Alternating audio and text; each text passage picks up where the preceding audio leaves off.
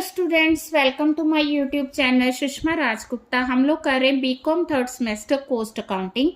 आज हम नया चैप्टर शुरू करने जा रहे हैं, that is labour cost. Labour cost में आज हमारा टॉपिक होगा लेबर टर्नओवर। चलिए शुरू करते हैं।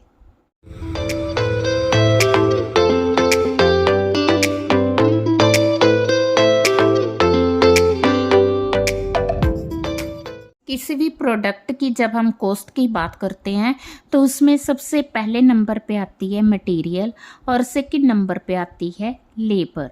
लेबर जो है किसी भी प्रोडक्ट कॉस्ट का बहुत ही इम्पोर्टेंट पार्ट है।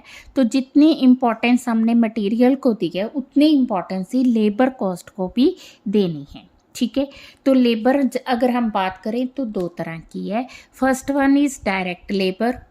हाँ जी, डायरेक्ट लेबर वो लेबर है जो कि प्रोडक्शन ऑफ गुड्स में डायरेक्टली इन्वॉल्व है, जिसे हम पर्टिकुलर जॉब प्रोसेस और कमोडिटी में कन्वीनियंटली अलोकेट कर सकते हैं। वो किस तरह से, जैसे हम कहते हैं कि ब्रिकलिन्स में ब्रिक्स बनाने के लिए जो लेबर काम करती है उसे हम डायरेक्ट लेबर कहेंगे, क्योंकि जो ब्रिक्स बनाने के चार्जेस हैं वो हम उसको लेबर में ईजिली कन्वर्ट कर सकते हैं, अलोकेट कर सकते हैं। ठीक है, तो अगर हम बात करें डायरेक्ट लेबर की फीचर्स की, तो फर्स्ट फीचर है कि वो production of goods and services में एंगेज्ड है। सेकंड, उसे हम अलोकेट कर सकते हैं।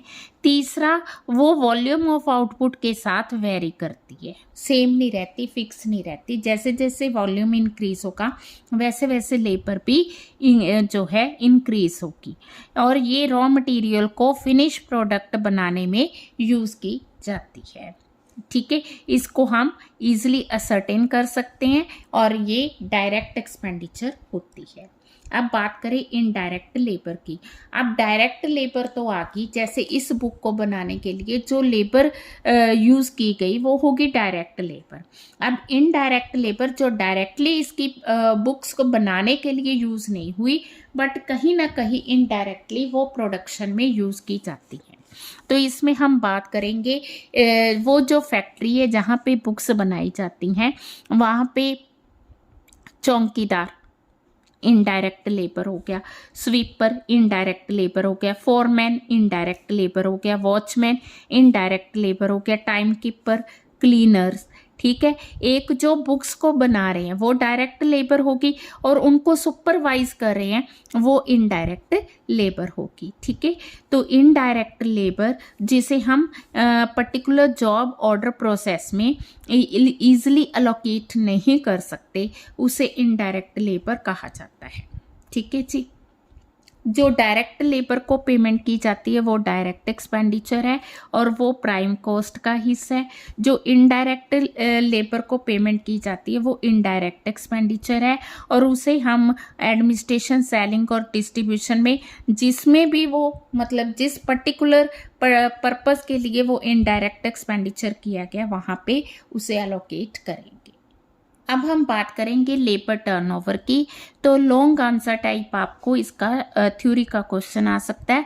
प्रैक्टिकल अभी मैं फॉर्मूलाज बताऊंगी, एक प्रैक्टिकल बताऊंगी, 5 मार्क्स में वो प्रैक्टिकल आ सकता है। तो लेबर टर्नओवर का मतलब है percentage change in labour force of an organisation. किसी भी ऑर्गेनाइजेशन में जो लेबर में चेंजेस आ रही हैं उसे हम लेबर टर्नओवर कहेंगे। चेंजेस कैसे है, जैसे कोई नई लेबर आ रही है और पुरानी छोड़ के जा रही है उसे हम लेबर टर्नओवर कहेंगे। ठीक है, तो अगर किसी ऑर्गेनाइजेशन की लेबर टर्नओवर बहुत ज़्यादा है, इट मीन्स कि लेबर छोड़ के जा रही है और नए जो है एडिशंस हो रही हैं, तो इसका मतलब है कि लेबर वहाँ की स्टेबल नहीं है। यहाँ कह दो कि वो सेटिस्फाइड नहीं है, यहाँ कह दो कि ऑर्गेनाइजेशन के रूल्स इतने अच्छे नहीं है कि कोई भी लेबर वहाँ पे टिक के नहीं रहती है। ठीक है, तो फॉर्मूलाज दिए कि किस तरह से हम लेबर टर्नओवर कैलकुलेट कर सकते हैं। तो फर्स्ट फॉर्मूला है सेपरेशन मेथड का, नंबर ऑफ एम्प्लॉयज़ लेफ्ट, कितने एम्प्लॉय छोड़ के चले गए, divided by average number of employees during the period. हाँ जी, सेकंड फॉर्मूला है फ्लक्स मेथड। फ्लक्स मेथड कहते हैं number of additions plus separations divided by average number of employees, ठीक है, या number of accession plus number of separation divided by average number of employees, या worker freshly recruited plus replace plus separated divided by total average number of, no total average number of employees, ठीक है। अब labour turnover का third method है number of additions plus separation, इन दोनों की average निकाल ली डिवाइडेड बाय, यहाँ पे एज इट इज लिए, यहाँ इन दोनों की एवरेज निकाल के उसको हमने डिवाइड किया, ठीक है जी। नेक्स्ट रिप्लेसमेंट मेथड है, तो रिप्लेसमेंट मेथड में number of worker replace during the period divided by average number of workers during the period, ठीक है जी, क्लियर है। तो अब हमें ये एग्जाम्पल दी हुई है, तो हम लोग यहाँ से जो है क्वेश्चन करेंगे।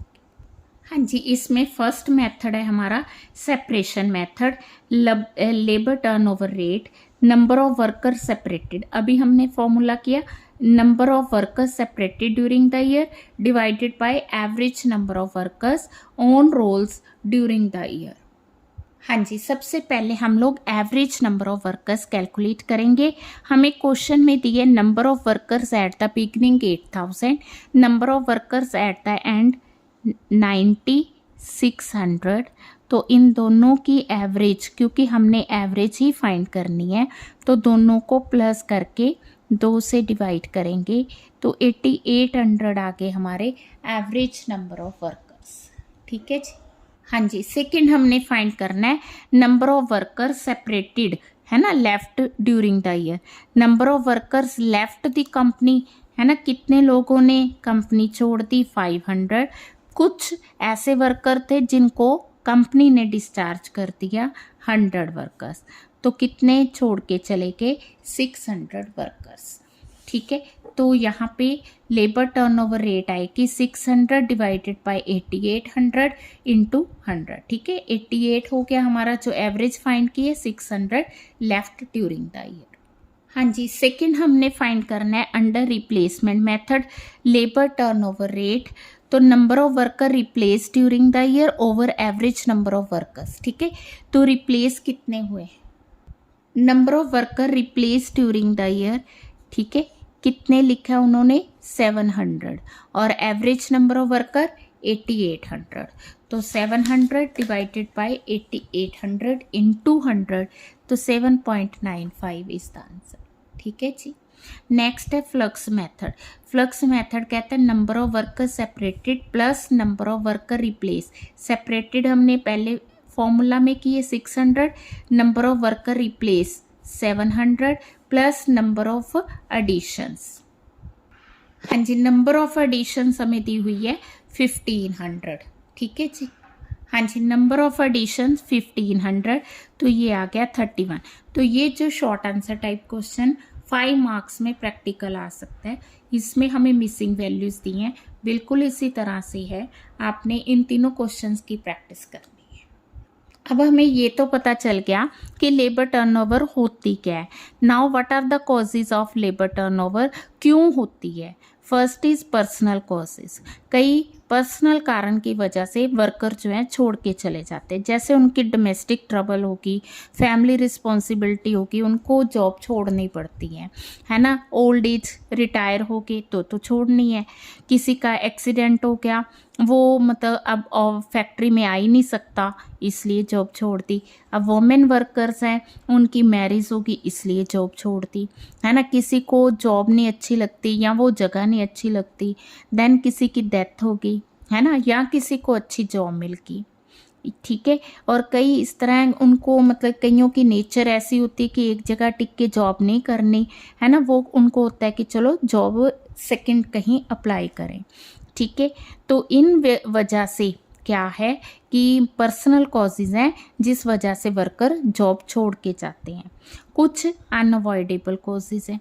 अनअवॉइडेबल कैसे हो गए, जैसे वर्कर जो है वो इनएफिशिएंट है ना, अनअवॉइडेबल है, अब उसको काम ही नहीं करना आता तो उसको तो डिस्चार्ज करना ही पड़ेगा, है ना। तो एक कोई वर्कर है बहुत ज़्यादा एब्सेंट हो गया, जहाँ छुट्टियाँ ज़्यादा ले रहा है, उसको भी निकालना पड़ेगा। ठीक है, ये भी हो सकता है कई बार फैक्ट्री में काम की कमी आ जाती है, जैसे कोरोना के टाइम पे हुआ था, तो उस केस में डिस्चार्ज करना पड़ता है। ठीक है, ये अनअवॉइडेबल हो गए। अब कुछ अवॉइडेबल है, अवॉइडेबल है जैसे वर्कर्स को हम लो वेजेस दे रहे हैं इसलिए वो छोड़ के जा रहे हैं, ये तो अवॉइडेबल है ना, उनके वेजेस बढ़ा के हम उनको रख सकते हैं। वर्किंग कंडीशन सेटिस्फैक्ट्री नहीं है, ठीक है, जॉब डिससेटिस्फैक्शन है, ठीक है, लैक ऑफ अकोमोडेशन है, मेडिकल ट्रांसपोर्ट रिक्रिएशन फैसिलिटीज़ नहीं है, ठीक है, लॉन्ग आवर्स ऑफ वर्क है। मतलब ये वो आ गया, हम कह सकते हैं कि ऑफिस का माहौल अच्छा नहीं है, एटमॉस्फेयर अच्छा नहीं है, वर्कर्स को कोई फैसिलिटीज़ नहीं दी जाती इसलिए वो छोड़ के चले जाते हैं। बट अगर हम उनको अच्छी फैसिलिटीज़ दें तो हम जो है लेबर टर्नओवर को कम कर सकते हैं। अब लेबर टर्नओवर का इफ़ेक्ट क्या होगा, बार बार पुरानी लेबर छोड़ के जाएगी, नई लेबर आएगी, तो इससे फ्लो ऑफ प्रोडक्शन में इंटरप्शन होगी, है ना। अब जो नया वर्कर है उसको काम सीखते, काम करने में एफिशिएंट होते टाइम लगेगा, ठीक है। अब नया वर्कर पुराना छोड़ के चला गया, नए वर्कर की सिलेक्शन है, ट्रेनिंग कॉस्ट है, तो इससे कॉस्ट भी बढ़ेगी, ठीक है। नया वर्कर है उसको काम का नहीं पता, वो ज़्यादा रिजेक्ट्स, है ना, प्रोडक्ट अच्छे नहीं बनाएगा, क्वालिटी इफेक्ट होगी, रिजेक्शंस होंगी, स्क्रैप ज़्यादा होगा, इनएक्सपीरियंस है वो टूल्स को ज़्यादा डेप्रिशिएट करेगा, ब्रेक डाउन ऑफ टूल्स होगी, ठीक है। न्यू वर्कर इनएक्सपीरियंस होगा तो उसकी वजह से एक्सीडेंट्स भी हो सकते हैं। तो ये इफ़ेक्ट है लेबर टर्नओवर के। क्या हम इसको रिड्यूस कर सकते हैं? यस। पहला तो है कि recruitment, placement, promotion scientific way से होनी चाहिए। पहले जब आपने वर्कर रखने हैं तो अपने वर्किंग कंडीशंस के अकॉर्डिंग रखो। सेकेंड, हेल्दी वर्क एटमॉस्फेयर होगा तो लेबर टर्नओवर कम होगी। थर्ड, मतलब कमेटीज़, मेंबर्स की कमेटी बनी चाहिए जो कि वर्कर्स पे कंट्रोल रखे। गुड वर्किंग कंडीशंस प्रोवाइड करनी चाहिए, पर्सोनल पॉलिसी अच्छी होनी चाहिए, वेजेस सही होने चाहिए, वेजेस के अलावा उनको नॉन मॉनेटरी बेनिफिट्स भी प्रोवाइड करनी चाहिए। एक एफिशिएंट वर्कर है, एक इनएफिशिएंट वर्कर है, दोनों में डिस्टिंक्शन होना चाहिए। एफिशिएंट को किसी ना किसी तरह से मोटिवेट करना चाहिए, है ना। एक एम्प्लॉय सजेशन बॉक्स होना चाहिए ताकि वो अपनी प्रॉब्लम्स जो है वहाँ पे मेंशन कर सकें। मैन मैनेजमेंट रिलेशन अच्छा होना चाहिए। अब अगर हम बात करें कि लेबर टर्नओवर की कॉस्ट क्या हो सकती है, वैसे तो हमने पहले डिस्कस किया था, बट दो तरह की कॉस्ट है। एक तो प्रिवेंटिव कॉस्ट है। प्रिवेंटिव कॉस्ट क्या है, भी लेबर टर्नओवर हो ही ना, वो किस तरह से पॉसिबल है, जैसे उनको अच्छी वर्किंग कंडीशन प्रोवाइड करो, मेडिकल फैसिलिटीज़ प्रोवाइड करो, एजुकेशन फैसिलिटी, वर्कर के बच्चों के लिए एजुकेशन फैसिलिटीज़ प्रोवाइड करो, सब्सिडाइज्ड मील प्रोवाइड करना, वेलफेयर फैसिलिटीज़ प्रोवाइड करना, सेफ्टी मेजर्स। तो इससे क्या होगा कि लेबर टर्नओवर होगी नहीं, बट इन चीज़ों को करने के लिए ऑर्गेनाइजेशन को खर्चा करना पड़ेगा, तो कॉस्ट तो होगी ना, तो इसे हम प्रिवेंटिव कॉस्ट कहते हैं, ठीक है। सेकंड आ गई रिप्लेसमेंट कॉस्ट। आपने मतलब वर्कर, आपने मान लो कि प्रिवेंटिव कॉस्ट की है, इवन देन वर्कर छोड़ के जा रहे हैं, तो कौन सी कॉस्ट होगी, तो रिप्लेसमेंट की कॉस्ट होगी। नए वर्कर को रिक्रूट करने की, उनको ट्रेनिंग प्रोवाइड करने की। अब नया वर्कर आया है, प्रोडक्शन रुक गई, है ना, या कह दो कि नए वर्कर की वजह से लॉस ऑफ प्रोडक्शन हुई है, लॉस ऑफ प्रॉफिट हुए है, या ओवरहेड्स बढ़ गए हैं, या वेस्टेज ज़्यादा हो गई है, या एक्सीडेंट्स ज़्यादा हो गए हैं, तो इस तरह से ये सारी कॉस्ट रिप्लेसमेंट कॉस्ट है। तो लेबर टर्नओवर का बड़ा ही अच्छा टॉपिक बनता है। 15 मार्क्स का थ्योरी का क्वेश्चन बनता है, 5 मार्क्स का प्रैक्टिकल बनता है। इसको अच्छे से आपने लर्न करना है, बहुत ईजी है। वीडियो अच्छी लगी, वीडियो को लाइक करें, चैनल को अभी तक नहीं सब्सक्राइब किया ज़रूर सब्सक्राइब करें, और ज़्यादा से ज़्यादा वीडियो शेयर करें। Thank you.